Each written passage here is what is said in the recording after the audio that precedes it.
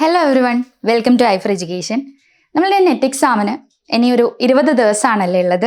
അപ്പോൾ ലാസ്റ്റ് ടേമിലൊക്കെ എക്സാമിനെ അപേക്ഷിച്ച് നമ്മളുടെ എക്സാമിൻ്റെ ഒരു മേജർ ആയിട്ടുള്ള ചേഞ്ച് എന്ന് പറയുന്നത് ഇത്തവണ OMRലാണ് എക്സാം നടക്കുന്നത് അല്ലേ.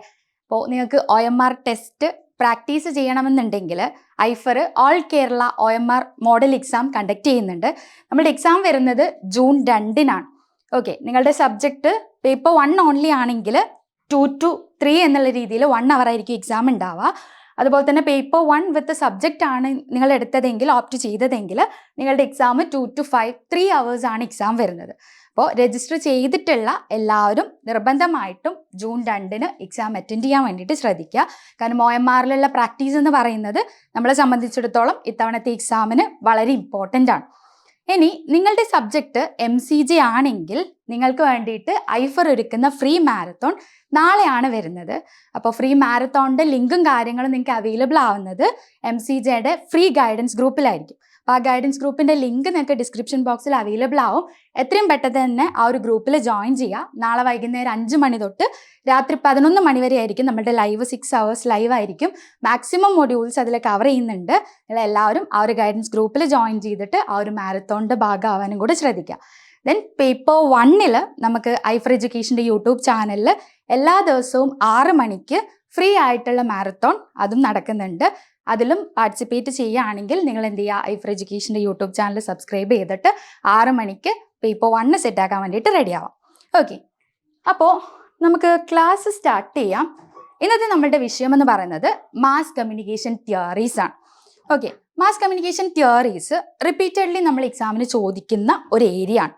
അപ്പോൾ മാസ് കമ്മ്യൂണിക്കേഷൻ തിയറീസ് ഡീറ്റെയിൽഡ് ആയിട്ട് ഡിസ്കസ് ചെയ്യുന്നതിന് മുമ്പേ ഈ ഏരിയയിൽ നിന്ന് ഏതൊക്കെ ടൈപ്പ് ക്വസ്റ്റ്യൻസ് ചോദിക്കുന്നുണ്ട് എന്നുള്ളത് നമുക്ക് ആദ്യം നോക്കാം. കുറച്ച് PYQs പരിചയപ്പെടാം. അതിനുശേഷം നമുക്ക് ഡീറ്റെയിൽഡ് ആയിട്ട് തിയറീസിലേക്ക് പോവാം. ഓക്കെ, സോ ഇതാണ് ഫസ്റ്റ് ഒരു ക്വസ്റ്റ്യൻ എന്ന് പറയുന്നത്. Which of the following are normative theories? താഴെ പറഞ്ഞിട്ടുള്ളതിൽ നോമേറ്റീവ് തിയറീസ് ഏതൊക്കെയാണെന്ന് ഐഡന്റിഫൈ ചെയ്യുക എന്നുള്ളതാണ് ക്വസ്റ്റ്യൻ. ഇതൊരു ടൈപ്പ് ക്വസ്റ്റ്യൻ ആണ് അല്ലേ. നമുക്കറിയാം നോമേറ്റീവ് തിയറീസ് 6 എണ്ണം ഉണ്ട്. അതിൽ ഈ കൊടുത്തിട്ടുള്ളതിൽ 3 എണ്ണം ആ ഒരു 6 എണ്ണത്തിൽ വരുന്ന തിയറീസ് ആണ്. അതിൻ്റെ കറക്റ്റ് കോഡ് ഏതാണെന്നുള്ളത് ഐഡന്റിഫൈ ചെയ്യുക. ഇതാണ് ഫസ്റ്റ് ടൈപ്പ് ക്വസ്റ്റ്യൻ എന്ന് പറയുന്നത്. എന്താണ്? തിയറി ഐഡന്റിഫൈ ചെയ്യുക എന്നുള്ളത്.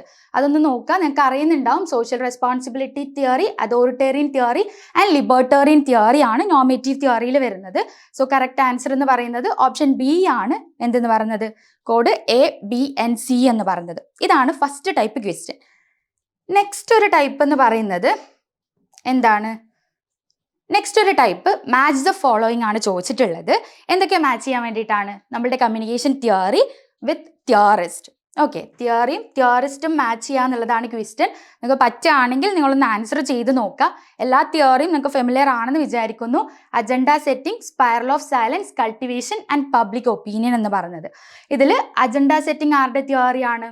അജണ്ട സെറ്റിംഗ് എന്ന് പറയുന്നത് മെക്കോംസെൻ ഷോന്റെ തിയറിയാണ്. സ്പൈറൽ ഓഫ് സൈലൻസ് എന്ന് പറയുന്നത് എലിസബത്ത് ന്യൂമാൻ ആണ്. കൾട്ടിവേഷൻ തിയറി ജോർജ് ഗെർബ്നർ ആണ് വരുന്നത്. ആൻഡ് പബ്ലിക് ഒപ്പീനിയൻ എന്ന് പറയുന്നത് എന്താണ്? വോൾട്ടർ ലിപ്മാൻ്റെ തിയറിയാണ്. സോ വോൾട്ടർ ലിപ്മാൻ ആണ് വരുന്നത്. ഇതാണ് കറക്റ്റായിട്ട് വരുന്നത്. അപ്പം അടുത്തൊരു ഏരിയ ഇതാണ്. എന്തെന്ന് പറയുന്നത്? മാസ് കമ്മ്യൂണിക്കേഷൻ തിയറിയും തിയറിസ്റ്റും. Okay, first area identify the theory എന്നുള്ളതായിരുന്നു. അടുത്തൊരു ഏരിയ എന്ന് പറയുന്നത് തിയറി തിയറിസ്റ്റുകളെ പഠിക്കുക എന്നുള്ളതാണ്. നെക്സ്റ്റ് എന്താണ് വരുന്നത്? യെസ്, നെക്സ്റ്റ് വരുന്നൊരു ടൈപ്പ് നോക്കുക. The originator of limited effects theory of mass media.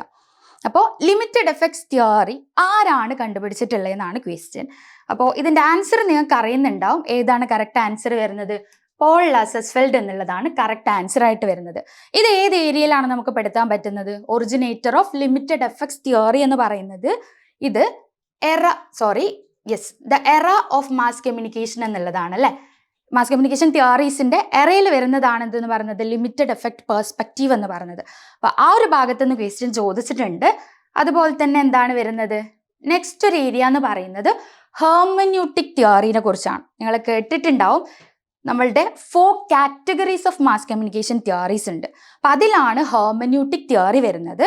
അപ്പോൾ അടുത്തൊരു ചോദ്യം എന്ന് പറയുന്നത് തിയറീസിൻ്റെ അടുത്തൊരു ഏരിയ എന്ന് പറയുന്നത് എന്താണ്? കാറ്റഗറീസ് ആണ്. Okay, categories of mass communication theories എന്നുള്ളതാണ് അടുത്ത ഏരിയ വരുന്നത്. സോ ഇതിന്റെ കറക്റ്റ് ആൻസർ എന്താണ്? The hermeneutic theory aims at systematic dash of text എന്നുള്ളതാണ്. ഏതാണ് ഇതിൻ്റെ അകത്ത് കറക്റ്റ് ആൻസർ വരുന്നത്? Rejection, acceptance, interpretation or prediction എന്നുള്ളത്. പ്രെഡിക്കേഷൻ എന്നുള്ളത്. ഏതാണ് കറക്റ്റ് ആൻസർ വരുന്നത്? ഇന്റർപ്രിട്ടേഷൻ എന്നുള്ളതാണ് കറക്റ്റ് ആൻസർ. സോ നമ്മൾ ഇതുവരെ പറഞ്ഞത് വെച്ചിട്ട് തിയറീസ് എന്ന് ഏതൊക്കെ ഏരിയാസിലുള്ള ക്വസ്റ്റ്യൻസ് കണ്ടു? ഫസ്റ്റ് തിയറി ഐഡന്റിഫൈ ചെയ്യാന്നുള്ളതാണ്. സെക്കൻഡ് വണ്ണ് തിയറിയും തിയറിസ്റ്റും മാച്ച് ചെയ്യാന്നുള്ളതാണ്. തേർഡ് വൺ വന്നിട്ട് എന്താണ്? എറ ഓഫ് മാസ് കമ്മ്യൂണിക്കേഷൻ തിയറീസ് എന്നായിരുന്നു. ഫോർത്ത് വൺ എന്താ? നമ്മളുടെ categories of mass communication theories ആണ്. അപ്പോൾ ഇതൊക്കെ പഠിച്ചു വെക്കുക എന്നുള്ളത് നമ്മളെ സംബന്ധിച്ചിടത്തോളം വളരെ ഇമ്പോർട്ടൻ്റ് ആണ്. അപ്പോൾ ഒരുപാട് തിയറീസ് ഉണ്ട് അല്ലേ? മാസ് കമ്മ്യൂണിക്കേഷനുമായിട്ട് ബന്ധപ്പെട്ട വളരെ ചെറുതും ഇമ്പോർട്ടൻ്റ് അല്ലാത്തതും എന്നാൽ വളരെ റെലവൻ്റ് ആയിട്ടുള്ളതുമായ ഒരുപാട് തിയറീസ് നമുക്കുണ്ട്. അതിൽ ഇത്രയും തിയറീസ് ആണ് നമ്മൾ ഇന്ന് ഡിസ്കസ് ചെയ്യാൻ വേണ്ടിയിട്ട് പോകുന്നത്. ഏതൊക്കെ തിയറീസ് ആണ്? Mass society theory, magic bullet theory, phenomenistic theory, cognitive dissonance theory, two step flow and multi step flow theory. Information flow theories ആണ് ഇത് രണ്ടും വരുന്നത്. Then we have agenda setting theory and finally uses and gratification theory. ഇത് കൂടാണ്ട് cultivation theory, അതുപോലെ തന്നെ propaganda theory, ഒരുപാട് theories നമുക്കുണ്ട്. ബട്ട് ഇത്രയും തിയറീസ് നമ്മൾ ഡീറ്റെയിൽഡ് ആയിട്ട് ഇന്ന് നോക്കുന്നതായിരിക്കും. Okay, then yes, mass communication theories പഠിക്കുന്ന സമയത്ത് ഈ 4 എന്ന് പറയുന്ന നമ്പറിന് വളരെയധികം ഇമ്പോർട്ടൻസ് ഉണ്ട്. നിങ്ങൾ നോക്കുക, തിയറീസിന് 4 കാറ്റഗറീസ് ഉണ്ട്, അതുപോലെ തന്നെ 4 എറ ഉണ്ട്. ഓക്കെ, മാസ് കമ്മ്യൂണിക്കേഷൻ തിയറീസ് പഠിക്കുമ്പോൾ നിങ്ങൾ ഓർത്ത് വെക്കുക 4 കാറ്റഗറീസ് ആണുള്ളത്, അതുപോലെ തന്നെ 4 എറയാണുള്ളത്. അപ്പോൾ ഇതിൻ്റെ അകത്ത് നമ്മൾ ക്വസ്റ്റ്യൻ കണ്ടില്ലേ, ഈ ഹെർമന്യൂട്ടിക് തിയറീനെ കുറിച്ച് ചോദിച്ചിട്ട് കണ്ടു. അതായത് ഹെർമന്യൂട്ടിക് തിയറീൻ്റെ ക്യാരക്ടറിസ്റ്റിക്സ് അല്ലെങ്കിൽ എന്താണ് ഹെർമന്യൂട്ടിക് തിയറി എന്ന് ഉദ്ദേശിക്കുന്നത്, അതായിരുന്നു നമ്മുടെ ക്വസ്റ്റ്യൻ. അപ്പോൾ കാറ്റഗറീസ് അറിഞ്ഞിരിക്കുക, അതുപോലെ തന്നെ എറ ഏതൊക്കെയാണെന്ന് അറിഞ്ഞിരിക്കുക. അപ്പോൾ 4 കാറ്റഗറീസിൽ ഏതൊക്കെയാണ് വരുന്നത്? ഫസ്റ്റ് വൺ പോസ്റ്റ് പോസിറ്റിവിസം ആണ്. Second one hermeneutic theory, third critical theory and fourth one normative theory. Normative തിയറീസിനെ കുറിച്ചുള്ള ഡീറ്റെയിൽഡ് ആയിട്ടുള്ള വീഡിയോ ഈ ഒരു ചാനലിൽ തന്നെ അവൈലബിൾ ആണ്. നിങ്ങൾ എന്ത് ചെയ്യുക, ആ ഒരു വീഡിയോ കാണാം. കാരണം നോമേറ്റീവ് തിയറീസ് എന്ന് പറയുന്നത് 6 തിയറീസ് ഉണ്ട്. അത്യാവശ്യം ഡീറ്റെയിൽഡ് ആയിട്ട് തന്നെ നമുക്ക് പഠിക്കാനുള്ള ഒരു ഏരിയ ആണത്. സോ 4 എന്ന് പറയുന്ന നമ്പർ ഓർത്ത് വെക്കുക. 4 കാറ്റഗറീസ് ആൻഡ് 4 എറ എന്ന് പറയുന്നത് അതിൽ post positivism, hermeneutic theory, critical theory and normative തിയറിയാണ് എന്ത് വരുന്നത്? 4 കാറ്റഗറീസിൽ വരുന്നത്. എന്നാൽ 4 എറയിൽ എന്തൊക്കെയാണ് വരുന്നത്? The era of mass society, then the era of scientific perspective or limited effects. ഇവിടെ നിങ്ങൾ ഈ ഒരു ലിമിറ്റഡ് എഫക്ട്സ് എന്നുള്ളത് കാണാൻ പറ്റും. ഇതാണ് നമ്മളോട് ക്വസ്റ്റ്യനിൽ ചോദിച്ചത്. എന്താണ്? The originator of limited effects perspective എന്നുള്ളത്. ദെൻ മൂന്നാമത്തേത് ദ കൾച്ചറൽ തിയറിയാണ്. ഈ തേർഡ് വൺ രണ്ടും നോക്കുക. ഇവിടെ തേർഡ് വൺ വരുന്നത് ക്രിട്ടിക്കൽ തിയറിയാണ്, ഇവിടെ കൾച്ചറൽ തിയറിയാണ്. And finally we have the era of meaning making perspective. അപ്പോൾ മാസ് കമ്മ്യൂണിക്കേഷൻ തിയറീസ് പഠിക്കുന്ന സമയത്ത് 4 കാറ്റഗറീസ് ആണ്, 4 എറയാണെന്നുള്ളത് മറക്കാണ്ടിരിക്കുക. ഓക്കെ, ദെൻ തേർഡ് വൺ നമ്മളുടെ കാറ്റഗറീസിൽ വരുന്നത് ക്രിട്ടിക്കൽ തിയറിയാണ്. ദെൻ എറയിൽ വരുന്നത് എന്താണ്? കൾച്ചറൽ തിയറിയാണ്. അത് രണ്ടും മാറിപ്പോവാണ്ടിരിക്കാൻ വേണ്ടിയിട്ടും ശ്രദ്ധിക്കാം. ഓക്കെ, ഇനി നമ്മൾ ഈ 4 കാറ്റഗറീസ് ഒന്ന് ഡീറ്റെയിൽഡ് ആയിട്ട് പഠിക്കുകയാണ് ചെയ്യുന്നത്. അപ്പോൾ കാറ്റഗറീസ് നിങ്ങൾക്ക് ഓർമ്മയുണ്ടാവുമെന്ന് വിചാരിക്കുന്നു. Post positivism, hermeneutic, critical and finally normative theories ആണ് വരുന്നത്. അപ്പോൾ ആദ്യത്തെ ഒരു കാറ്റഗറി എന്ന് പറയുന്നത് പോസ്റ്റ് പോസിറ്റിവിസം ആണ്. അപ്പോൾ ഏർലി കമ്മ്യൂണിക്കേഷൻ തിയറിസ്റ്റുകൾ സൊസൈറ്റീനെ കുറിച്ച് പഠിക്കുന്ന സമയത്ത് അവർ മോഡലാക്കിയിട്ട് എടുത്തിട്ടുണ്ടായിരുന്നത് ഫിസിക്കൽ സയൻസിൻ്റെ മെത്തേഡാണ്. ഓക്കെ, സയൻറ്റിഫിക് ആയിട്ടുള്ള റിസർച്ച് എങ്ങനെയാണോ ചെയ്യുന്നത്, അല്ലെങ്കിൽ ഫിസിക്സ്, കെമിസ്ട്രി പോലുള്ള സബ്ജക്റ്റുകളിൽ എങ്ങനെയാണോ റിസർച്ച് ചെയ്യുന്നത്, ആ രീതിയിലായിരുന്നു സൊസൈറ്റിയിൽ അവർ അപ്ലൈ ചെയ്തിട്ടുണ്ടായിരുന്നത്. അതായത് സയൻറ്റിഫിക് മെത്തേഡ് യൂസ് ചെയ്തിട്ട് സൊസൈറ്റീനെ പഠിക്കുക. അതാണ് പോസ്റ്റ് പോസിറ്റിവിസം എന്ന് പറയുന്നത്. But recognising the complexity of human behaviour. എന്താണ് ഹ്യൂമൻ ബിഹേവിയറിൻ്റെ ഒരു കോംപ്ലക്സിറ്റി എന്ന് പറയുന്നത്? കമ്പയർഡ് ടു ഫിസിക്കൽ സയൻസ് അവിടുത്തെ എലമെന്റ്സ് എന്തല്ല, കോൺസ്റ്റന്റ് അല്ല. ഹ്യൂമൻ ബീയിങ്സും അവരുടെ ബിഹേവിയറും ഒക്കെ എന്ത് ചെയ്യാം, ചേഞ്ച് ചെയ്യാമെന്നുള്ളതാണ് അവിടെ ഈ ഒരു കോംപ്ലക്സിറ്റി ഓഫ് ഹ്യൂമൻ ബിഹേവിയർ എന്നുകൊണ്ട് ഉദ്ദേശിക്കുന്നത്. സോ ഇവിടെ ഏറ്റവും ഇമ്പോർട്ടൻ്റ് ആയിട്ടുള്ളത് എംപിറിക്കൽ ഒബ്സർവേഷൻ എന്നുള്ളതാണ്. That is based on science എന്നുള്ളത്, സയൻറ്റിഫിക് മെത്തേഡ് എന്നുള്ളത് നോട്ട് ചെയ്യുക. റെക്കഗ്നൈസിങ് ഹ്യൂമൻ ബിഹേവിയർ എന്നുള്ളത്, recognising the complexity of human behaviour എന്നുള്ളത് നോട്ട് ചെയ്യാം. ദെൻ ഇതിൻ്റെ ഗോൾസ് വളരെ ഇമ്പോർട്ടൻ്റ് ആണ്. എക്സ്പ്ലനേഷൻ, പ്രഡിക്ഷൻ ആൻഡ് കൺട്രോൾ എന്ന് പറയുന്നത്. ഇതെന്താണ്? നമ്മളൊരു സയന്റിഫിക് റിസർച്ച് നടത്തുന്ന സമയത്ത് ആ റിസർച്ചിന്റെ ഫീച്ചേഴ്സ് ആയിട്ട് നമുക്ക് പറയാൻ വേണ്ടിയിട്ട് പറ്റൂല്ലേ. അപ്പോൾ പോസ്റ്റ് പോസിറ്റിവിസത്തിന്റെ ഗോൾസ് നോട്ട് ചെയ്യുക: എക്സ്പ്ലനേഷൻ, പ്രഡിക്ഷൻ ആൻഡ് കൺട്രോൾ എന്ന് പറയുന്നത്. അപ്പൊ എന്താണ് പറഞ്ഞതെന്നുള്ളത് ക്ലിയർ ആയെന്ന് വിചാരിക്കുന്നു. പോസ്റ്റ് പോസിറ്റിവിസം എന്ന് പറയുന്നത് സൊസൈറ്റിനെ കുറിച്ച് പഠിക്കാൻ വേണ്ടിയിട്ട് സയന്റിഫിക് മെത്തേഡ് അപ്ലൈ ചെയ്യാണ്. ഗോൾസ് എന്ന് പറയുന്നത് എക്സ്പ്ലനേഷൻ, പ്രഡിക്ഷൻ ആൻഡ് കൺട്രോൾ ആണ്. അടുത്തൊരു കാറ്റഗറി എന്ന് പറയുന്നത് നമ്മൾ കണ്ടു അല്ലേ, ക്വസ്റ്റ്യൻ ചോദിച്ചു, ഹെർമന്യൂട്ടിക് തിയറി എന്ന് പറയുന്നത്. എന്താണ് പറയുന്നത്? അവിടെ സയന്റിഫിക് മെത്തേഡ് ആണ്, ഇവിടെ ഇന്റർപ്രിട്ടേഷൻ ആണ്. Study of understanding especially through the systematic interpretation of action or text. അപ്പോൾ systematic interpretation of action or text ആണ് ഹെർമന്യൂട്ടിക് തിയറി എന്ന് പറയുന്നത് അല്ലെ. അപ്പോൾ ഇതിനൊരു എക്സാമ്പിൾ ആയിട്ട് പറയുന്നത് ബൈബിൾ അല്ലെങ്കിൽ സീക്രട്ട് ടെക്സ്റ്റുകളെ കുറിച്ചുള്ള ഒരു പഠനമാണ്. അതായത് എങ്ങനെയാണ് ആ ഒരു ക്രിസ്ത്യൻ കമ്മ്യൂണിറ്റിയിലുള്ള ആൾക്കാർ അവരെ കുറിച്ച് പഠിക്കാൻ വേണ്ടിയിട്ട് എന്ത് അനലൈസ് ചെയ്യാണ്? ബൈബിൾ അനലൈസ് ചെയ്യാണ് ഓർ ഇന്റർപ്രറ്റ് ചെയ്യാണ്. സിസ്റ്റമാറ്റിക് ഇന്റർപ്രിട്ടേഷൻ ഓഫ് ബൈബിൾ എന്നുള്ളത് നമുക്ക് ഇവിടെ പറയാൻ വേണ്ടിയിട്ട് പറ്റും. അപ്പോൾ systematic interpretation of action or text എന്ന് പറയുന്നത് ഹെർമന്യൂട്ടിക് തിയറി ആണ് വരുന്നത്. ഗോൾ നോക്കുക: to understand how and why social behaviour occurs in the social world. Okay, ആ ഒരു സോഷ്യൽ ബിഹേവിയറിനെ കുറിച്ചാണ് പഠിക്കുന്നത് through the analysis or interpretation of action or text. അതാണ് ഹെർമന്യൂട്ടിക് തിയറി വരുന്നത്. നമ്മൾ കാറ്റഗറീസ് ആണ് ഡിസ്കസ് ചെയ്തുകൊണ്ടിരിക്കുന്നത്. ഫസ്റ്റ് പോസിറ്റിവിസം പറഞ്ഞു, അടുത്തത് ഹെർമന്യൂട്ടിക് ആണെന്നുള്ളത് പറഞ്ഞു, സിസ്റ്റമാറ്റിക് ഇന്റർപ്രിട്ടേഷൻ ആണ് ഹെർമന്യൂട്ടിക് വരുന്നത്. അടുത്തൊരു ഏരിയ എന്ന് പറയുന്നത്, അടുത്ത കാറ്റഗറി എന്ന് പറയുന്നത് ക്രിട്ടിക്കൽ തിയറി ആണ്. തേർഡ് വൺ ക്രിട്ടിക്കൽ തിയറി ആണ്. ആ ഒരു വേർഡുമായിട്ട് നിങ്ങൾക്ക് കണക്ട് ചെയ്യാൻ പറ്റുന്ന സംഭവം തന്നെയാണ്. എന്തൊക്കെയാണ് സൊസൈറ്റിന്റെ ഫ്ലോസ് എന്നുള്ളത്, സൊസൈറ്റിന്റെ ഡ്രോബാക്സ് എന്നുള്ളത് ഐഡന്റിഫൈ ചെയ്യുക. അതിനുശേഷം എന്ത് ചെയ്യുക? സൊസൈറ്റിനെ ട്രാൻസ്ഫോം ചെയ്യുന്ന കൈൻഡ് ഓഫ് തിയറീസിനെയാണ് നമ്മൾ ക്രിട്ടിക്കൽ തിയറി എന്ന് പറയുന്നത്. ഫോർ എക്സാമ്പിൾ, നമുക്ക് മാർക്സിന്റെ തിയറീസ് ഒക്കെ എടുക്കാൻ വേണ്ടി പറ്റും. ക്ലാസ് സ്ട്രഗിൾ എന്നുള്ളത്, അപ്പം അതെന്താണ് സ്ട്രൈവ് ചെയ്യുന്നത്? സൊസൈറ്റൽ ചേഞ്ച് ആണ്. സോ ക്രിട്ടിക്കൽ തിയറി എന്ന് പറയുന്നത് മെയിൻ ആയിട്ട് വരുന്നത് എന്താണ്? Starting from the assumption that some aspect of the social world are deeply flawed and in need for transformation or in need of transformation എന്നുള്ളതാണ്. So ഇവിടെ goal വരുന്നത് transformation of the society എന്നുള്ളതാണ്. സൊസൈറ്റീനെ transform ചെയ്യുക എന്നുള്ളതാണ് critical തിയറീൻ്റെ ഒരു goal എന്ന് പറയുന്നത്. ദെൻ അടുത്തത് നോമേറ്റീവ് തിയറീസ് ആണ്. നിങ്ങൾക്ക് എല്ലാവർക്കും അറിയുന്ന ഒരു തിയറി തന്നെയായിരിക്കും നോമേറ്റീവ് തിയറീസ് എന്ന് പറയുന്നത്. ഒരു പെർട്ടിക്കുലർ സോഷ്യോ ഇക്കണോമിക് പൊളിറ്റിക്കൽ സിറ്റുവേഷനിൽ എങ്ങനെയാണ് മീഡിയ വർക്ക് ചെയ്യുന്നത്, ഇതാണ് നമ്മുടെ നോമേറ്റീവ് തിയറീസ് എക്സ്പ്ലെയിൻ ചെയ്യുന്നത്. സിമ്പിളായിട്ട് പറയുകയാണെങ്കിൽ പ്രസ്സും ഗവൺമെന്റും തമ്മിലുള്ള റിലേഷൻഷിപ്പ് അനലൈസ് ചെയ്യുക. ഇതാണ് നോമേറ്റീവ് തിയറീസ് ചെയ്യുന്നത്. ഇതാണ് നമ്മുടെ ഫോർത്ത് കാറ്റഗറി വരുന്നത്. To set an ideal standard against which the operation of a given media system can be judged. അപ്പോൾ ആ ഒരു പൊളിറ്റിക്കൽ സിറ്റുവേഷനിൽ എങ്ങനെയാണ് മീഡിയ വർക്ക് ചെയ്യുന്നത്, ഇതാണ് നോമേറ്റീവ് തിയറീസ് അനലൈസ് ചെയ്യുന്നത്. സോ നമ്മൾ 4 categories of mass communication theories discuss ചെയ്തു. ഇമ്പോർട്ടൻ്റ് ആണ്, ക്വസ്റ്റ്യൻ നിങ്ങൾ കണ്ടതാണ്. സോ ഏതൊക്കെയാണ്? പോസ്റ്റ് പോസിറ്റിവിസം സയന്റിഫിക് മെത്തേഡ് ആണ്. ഹെർമന്യൂട്ടിക് എന്ന് പറയുമ്പോൾ systematic interpretation of action or text ആണ്. ക്രിട്ടിക്കൽ എന്ന് പറയുമ്പോൾ ട്രാൻസ്ഫോർമേഷൻ ഓഫ് സൊസൈറ്റി ആണ്. ഇവിടെ എന്താണ് വരുന്നത്? നമ്മുടെ മീഡിയ സിസ്റ്റം അനലൈസ് ചെയ്യുക എന്നുള്ളതാണ്. ഒരു പെർട്ടിക്കുലർ പൊളിറ്റിക്കൽ സിറ്റുവേഷനിൽ എങ്ങനെയാണ് മീഡിയ വർക്ക് ചെയ്യുന്നത്, ആ രീതിയിൽ മീഡിയനെ ജഡ്ജ് ചെയ്യുക എന്നുള്ളതാണ് നോമേറ്റീവ് തിയറീസിൽ പറയുന്നത്. ഓക്കെ, ദെൻ നമുക്ക് 4 കാറ്റഗറീസും 4 എറയും ഉണ്ട് നമ്മൾ പറഞ്ഞു. ഇനി നമ്മൾ എറയെ കുറിച്ച് ചെറിയൊരു ഡിസ്ക്രിപ്ഷനാണ്. ഏതൊക്കെയാണ് ആ 4 എറ എന്നുള്ളതും അതിൻ്റെ ഡിസ്ക്രിപ്ഷനാണ് പറയുന്നത്. അപ്പോൾ ആദ്യം വരുന്നത് മാസ് സൊസൈറ്റി ആണ്. മാസ് സൊസൈറ്റി എന്ന് കേൾക്കുമ്പോൾ നിങ്ങൾക്ക് ഓർമ്മ വരേണ്ട 2 തിയറീസ് ആണ്. ഒന്ന് മാസ് സൊസൈറ്റി തിയറി, മറ്റൊന്ന് ഹൈപ്പർഡമിക് നീഡിൽ തിയറി അല്ലെങ്കിൽ magic bullet theory. Magic bullet theory അറിയാത്ത മാസ് കമ്മ്യൂണിക്കേഷൻ സ്റ്റുഡൻസ് ആരും ഉണ്ടാവില്ല. നിങ്ങൾ നെറ്റ് എക്സാമിന് വേണ്ടി പ്രിപ്പയർ ചെയ്യുന്നില്ലെങ്കിലും നിങ്ങൾക്ക് വളരെ ബേസിക് ആയിട്ട് അറിയുന്ന ഒരു തിയറി ആയിരിക്കും ഹൈപ്പർഡമിക് നീഡിൽ തിയറി അല്ലെങ്കിൽ മാജിക് ബുള്ളറ്റ് തിയറി എന്ന് പറയുന്നത് അല്ലേ. അവിടെ എന്താണ് പറയുന്നത്? മാസ് മീഡിയക്ക് എന്തുണ്ട് എന്നുള്ളതാണ്, ഡയറക്റ്റ് ആൻഡ് ഇമ്മീഡിയറ്റ് എഫക്റ്റ് ഓഡിയൻസിൽ ഉണ്ടാക്കാൻ പറ്റും എന്നുള്ളതാണ്.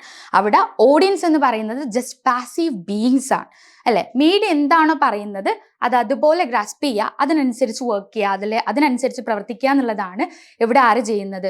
ഓഡിയൻസ് ചെയ്യുന്നത്. സോ ഓഡിയൻസ് പാസീവ് ആയിട്ടുള്ള ഒരു കാലഘട്ടമാണ് മാസ് സൊസൈറ്റി. എറ ഓഫ് മാസ് സൊസൈറ്റി എന്ന് പറയുന്നത് ഒരു മിഡ് 19th സെഞ്ചുറിക്കാണ് ഈ ഒരു കാലഘട്ടം വരുന്നത്. ഇവിടുത്തെ പ്രത്യേകത എന്ന് പറയുന്നത് എന്താണ്? ഓഡിയൻസിന് യാതൊരു റോളും ഇല്ല. അതുപോലെ തന്നെ അതിൻ്റെ പ്രധാനപ്പെട്ട ഒരു കാര്യമെന്ന് പറയുന്നത് ഇൻഡസ്ട്രിയലൈസേഷൻ്റെ ഒരു കാലഘട്ടമായിരുന്നു. ഇൻഡസ്ട്രിയലൈസേഷന് വളരെ പെസിമിസ്റ്റിക് ആയിട്ട് കാണുന്ന ഒരു ഗ്രൂപ്പ് ഓഫ് ആൾക്കാരായിരുന്നു ആ ഒരു സമയത്ത് ഉണ്ടായിരുന്നത്. സോ എന്താണ് പറയുന്നത്, ആ ഒരു ഇൻഡസ്ട്രിയലൈസേഷൻ ഒക്കെ വന്നതോട് കൂടിയിട്ട് സൊസൈറ്റിയിൽ ഒരു ടോട്ടൽ കയോസ് ഉണ്ടായിട്ടുണ്ട്. ആ കയോസ് മാറ്റണമെങ്കിൽ അവിടെ ഒരു ടോട്ടാലിറ്റേറിയനിസം, അതായത് സെൻട്രലി കൺട്രോൾഡ് ആയിട്ടുള്ള ഒരു മീഡിയ കൊണ്ടുവരണം എന്നുള്ളതായിരുന്നു മാസ് സൊസൈറ്റി കാലഘട്ടത്തിലെ പ്രധാനപ്പെട്ട ഒരു അസംഷൻ എന്ന് പറയുന്നത്. ഓക്കെ, ദെൻ അടുത്ത എറ എന്ന് പറയുന്നത് scientific perspective or limited effects ആണ്. രണ്ട് പേരിലും നിങ്ങൾക്ക് ക്ലിയർ ആവുന്നുണ്ടാവും. അവിടെ എന്താണ് നേരത്തെ പറഞ്ഞിട്ടുള്ള സ്പെക്കുലേറ്റീവ് ആയിട്ടുള്ള മീഡിയ എഫക്റ്റ് മാറിയിട്ട് സയന്റിഫിക് ബേസോട് കൂടിയിട്ടുള്ള തിയറീസ് വരാൻ വേണ്ടിയിട്ട് തുടങ്ങി. അപ്പോൾ originator of limited effects perspective എന്ന് പറഞ്ഞത് നമ്മൾ ആരെയായിരുന്നു? പോൾ ലസസ്ഫെൽഡിനെയാണ് പറഞ്ഞിട്ടുണ്ടായിരുന്നത്. സോ ഈ ഒരു തിയറിന്റെ ഒറിജിൻ എന്ന് പറയുന്നത് Lazarsfeld, Hazel Gaudet and Bernard Berelson American presidential ഇലക്ഷനെ കുറിച്ച് നടത്തിയിട്ടുള്ള ഒരു പഠനമാണ്. ഓക്കെ, ആ ഒരു പഠനത്തിൽ അവർ ഐഡന്റിഫൈ ചെയ്ത കാര്യം എന്താണെന്ന് ചോദിച്ചു കഴിഞ്ഞാൽ ആ ഒരു സ്റ്റഡീൻ്റെ പേര് എന്താണ്? പീപ്പിൾസ് ചോയ്സ് എന്നുള്ളതാണ്.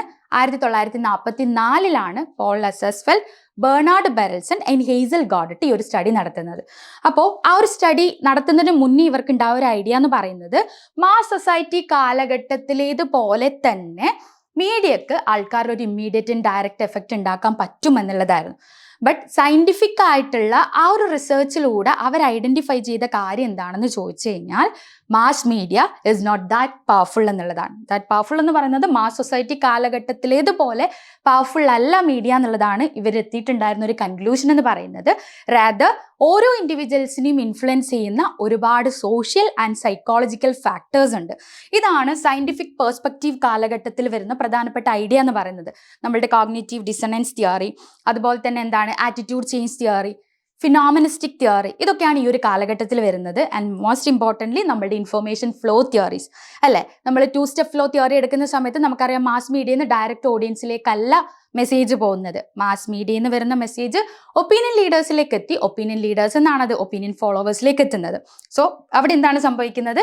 മാസ് മീഡിയക്ക് ഒരു ഡയറക്റ്റ് എഫക്റ്റ് ഇല്ല, പകരം എന്താണ് social and psychological factors influence ചെയ്യുന്നുണ്ട് എന്നാണ് സയന്റിഫിക് പെർസ്പെക്റ്റീവിൽ പറയുന്നത്. അടുത്തൊരു എറ എന്ന് പറയുന്നത് കൾച്ചർ തിയറിയാണ്. ദ കൾച്ചറൽ തിയറി എന്നുള്ളതാണ്. There of cultural theory. Cultural theory പറയുന്ന സമയത്ത് it is based on neo Marxism. അവിടെ നമ്മൾ മനസ്സിലാക്കേണ്ട കാര്യം ഇത്രയേ ഉള്ളൂ, മീഡിയ എന്ന് പറയുന്നത് പൊളിറ്റിക്കൽ ഓർ ഇക്കണോമിക് എലൈറ്റിന്റെ കൺട്രോളിലായിരിക്കും എന്നുള്ളതാണ് ആ ഒരു കാലഘട്ടത്തിലെ ഒരു പ്രത്യേകത എന്ന് പറയുന്നത്. And finally we have the meaning making perspective, the era of meaning making perspective. Meaning മേക്കിങ്ങിൽ പ്രധാനമായിട്ടും പറയുന്നത് നമ്മുടെ ഈ ഒരു കാലഘട്ടത്തിലൊക്കെ കാര്യമാണ്.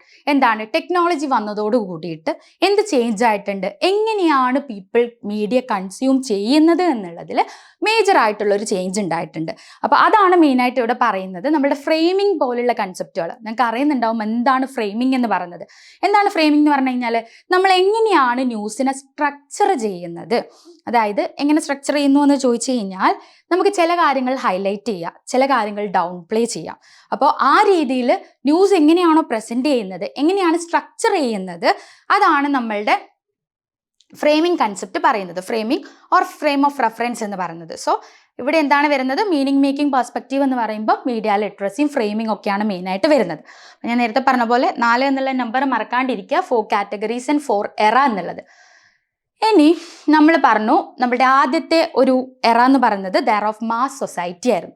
അപ്പോൾ മാസ് സൊസൈറ്റി കാലഘട്ടത്തിലുള്ള 2 ഇമ്പോർട്ടൻ്റ് ആയിട്ടുള്ള തിയറീസിൽ ഒന്നാണ് ദ മാസ് സൊസൈറ്റി തിയറി എന്ന് പറയുന്നത്, മറ്റൊന്ന് ഹൈപ്പർഡമിക് നീഡിൽ തിയറി അല്ലെങ്കിൽ മാജിക് ബുള്ളറ്റ് തിയറിയാണ്. അപ്പോൾ ആദ്യം വരുന്ന മാസ് സൊസൈറ്റി തിയറി എന്ന് പറയുന്നത് ഞാൻ മുന്നേ പറഞ്ഞു, ഓഡിയൻസ് എന്ന് പറയുന്നത് പാസീവ് ബീയിങ്സ് ആണ്. മീഡിയക്ക് എന്തുണ്ടാക്കാൻ പറ്റും സൊസൈറ്റിയിൽ? വളരെ എന്താ പറയുക ഇമ്പാക്ട്ഫുൾ ആയിട്ടുള്ള ഒരു എഫക്റ്റ് ഉണ്ടാക്കാൻ വേണ്ടിയിട്ട് മീഡിയക്ക് സാധിക്കുമെന്നുള്ളത് പറഞ്ഞു. സോ ഇങ്ങനെ വരുന്ന സമയത്ത് കംപ്ലീറ്റ് ആയിട്ടും ഒരു സോഷ്യൽ ഡിസ്ട്രപ്റ്റ് അവിടെ സംഭവിക്കുന്നു. അതിലൂടെ എന്താണ് എലൈറ്റ് കൺട്രോൾ ഓഫ് മീഡിയ ആണ് ആ ഒരു കാലഘട്ടത്തിൽ ഏറ്റവും കൂടുതൽ പ്രപ്പോസ് ചെയ്തിട്ടുണ്ടായിരുന്നത്. സോ നമ്മൾ മാസ് സൊസൈറ്റി തിയറി പഠിക്കുന്ന സമയത്ത് മുന്നേ ഒരു ക്വസ്റ്റ്യൻ ചോദിച്ചിട്ടുണ്ടായിരുന്നു. താഴെ കൊടുത്തിട്ടുള്ളതിൽ മാസ് സൊസൈറ്റി തിയറിൻ്റെ സ്ട്രെങ്ത് ഏതൊക്കെയാണെന്ന് ഐഡന്റിഫൈ ചെയ്യാൻ വേണ്ടിയിട്ട്. അപ്പോൾ ആദ്യം നമ്മൾ നോക്കുന്നത് സ്ട്രെങ്ത് എന്തൊക്കെയാണെന്നുള്ളതാണ്. ഫസ്റ്റ് വൺ നോക്കുക, സ്പെക്കുലേറ്റ്സ് അബൌട്ട് ഇമ്പോർട്ടൻറ്റ് മീഡിയ എഫക്ട്സ് എന്നുള്ളത്. സോ സ്പെക്കുലേറ്റ്സ് എന്നുള്ളതാണ് ഇവിടെ പറയുന്നത് അല്ലേ. വിത്തൗട്ട് എനി സയന്റിഫിക് ബേസ് ആണ് എന്ത് ചെയ്യുന്നത്, മീഡിയ എഫക്റ്റിനെ കുറിച്ച് പഠിക്കുന്നത്. അതാണ് ഫസ്റ്റ് വൺ എന്ന് പറയുന്നത്. യെറ്റ് മീഡിയക്ക് ഇൻഫ്ലുവൻസ് ഉണ്ട് എന്ന് പറയുന്നത് കൊണ്ടാണ് അതൊരു സ്ട്രെങ്ത് ആയിട്ട് പറയുന്നത് കേട്ടോ. അപ്പോൾ എന്ത് ചെയ്യാണ്, മീഡിയ എഫക്റ്റിനെ കുറിച്ച് സ്പെക്കുലേറ്റ് ചെയ്യുന്നു എന്ന് പറഞ്ഞു. നെക്സ്റ്റ് പറയുന്നത് highlights important structural changes and conflict. In modern culture എന്നുള്ളതാണ്.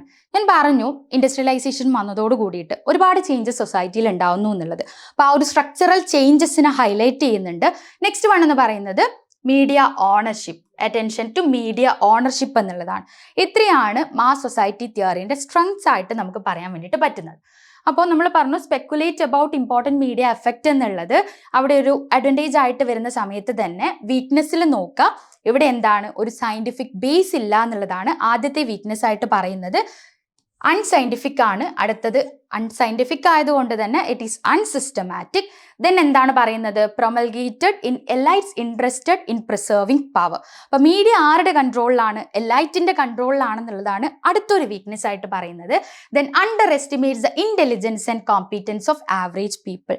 It underestimates the intelligence and competence of average people. അതെങ്ങനെയാണ് നമുക്കറിയാം, അവിടെ പവർഫുൾ ആയിട്ട് വരുന്നത്, ഡോമിനൻ്റ് ആയിട്ട് വരുന്നത് മാസ് മീഡിയ ആണ്. അടുത്തൊരു പോയിന്റും അതുമായിട്ട് റിലേറ്റ് ചെയ്യുന്നതാണ് under estimates personal, societal and cultural barriers to direct media influence എന്നുള്ളത്. അപ്പോൾ ഈ പറഞ്ഞിട്ടുള്ള social, cultural or societal factors ഒന്നുമല്ല എന്ത് ചെയ്യുന്നത്, ആൾക്കാർ ഇൻഫ്ലുവൻസ് ചെയ്യുന്നത്, രാദർ എന്താണ് മീഡിയ എഫക്റ്റ് ആണ് അല്ലെങ്കിൽ മീഡിയ ഇൻഫ്ലുവൻസ് ആണെന്നുള്ളതാണ് അടുത്തൊരു വീക്ക്നെസ് ആയിട്ട് പറയുന്നത്. ഓക്കെ, സോ വീക്ക്നെസ് നോട്ട് ചെയ്യുക. മുന്നേ ക്വസ്റ്റ്യൻ ചോദിച്ചത് സ്ട്രെങ്ത് ആയിരുന്നു, ഇനി ചിലപ്പോൾ നമ്മളോട് വീക്ക്നെസ് ചോദിക്കാം. അൺസയൻറ്റിഫിക് ആണ്, അതുകൊണ്ട് അൺസിസ്റ്റമാറ്റിക് ആണ്, എലൈറ്റിൻ്റെ കൺട്രോളിലാണ് മീഡിയ എന്ന് പറയുന്നത്. Under estimates intelligence and competence of average people. Next one എന്ന് പറയുന്നത് എന്താണ്, നമ്മളുടെ cultural, societal and personal barriers അല്ല, അതിനപ്പുറത്തേക്ക് മീഡിയ എഫക്റ്റ് ആണ് ഇമ്പോർട്ടൻ്റ് എന്നുള്ളതാണ് അടുത്തൊരു പോയിന്റ് ആയിട്ട് പറയുന്നത്. ദെൻ ഞാൻ പറഞ്ഞു പ്രീവിയസ് ഇയറിലൊരു ക്വസ്റ്റ്യൻ ആയിരുന്നു നമ്മുടെ മാസ് സൊസൈറ്റി തിയറീൻ്റെ സ്ട്രെങ്ത് കണ്ടുപിടിക്കുക എന്നുള്ളത്. നിങ്ങൾ ഈ ഒരു സ്ലൈഡ് നോക്കുമ്പം അതിൽ നമ്മൾ കണ്ട 3 സ്ട്രെങ്ത് തന്നെയാണ് ഇവിടെ ചോദിച്ചിട്ടുള്ളത്. എന്താണ്, attention to issues of media ownership എന്ന് പറയുന്നത് speculates about important media effect എന്നുള്ളതാണ്. Then highlights the importance of what structural changes. അപ്പോൾ ഈ 3 കറക്റ്റ് ആൻസർ വരുന്നത്. ABC എന്നുള്ളത് ഓപ്ഷൻ B ആണ് അല്ലേ. അപ്പോൾ ഇതാണ് ഇതിൻ്റെ കറക്റ്റ് ആൻസർ വരുന്നത്. ഈ രീതിയിലാണ് ഇവിടുന്ന് ക്വസ്റ്റ്യൻ ചോദിക്കുന്നത് എന്നുള്ളത് മനസ്സിലാക്കുക. ദെൻ നമ്മളുടെ വളരെ ഇമ്പോർട്ടൻ്റ് ആയിട്ടുള്ള ഒരു തിയറിയാണ്, മാസ് സൊസൈറ്റി എറയിൽ തന്നെ വരുന്നതാണ്, മാജിക് ബുള്ളറ്റ് തിയറി അല്ലെങ്കിൽ ഹൈപ്പോഡമിക് നീഡിൽ തിയറി എന്നുള്ളത്. ഒരുപാട് എക്സ്പ്ലെയിൻ ചെയ്യേണ്ട ആവശ്യമുണ്ടാവില്ല എന്ന് വിചാരിക്കുന്നു.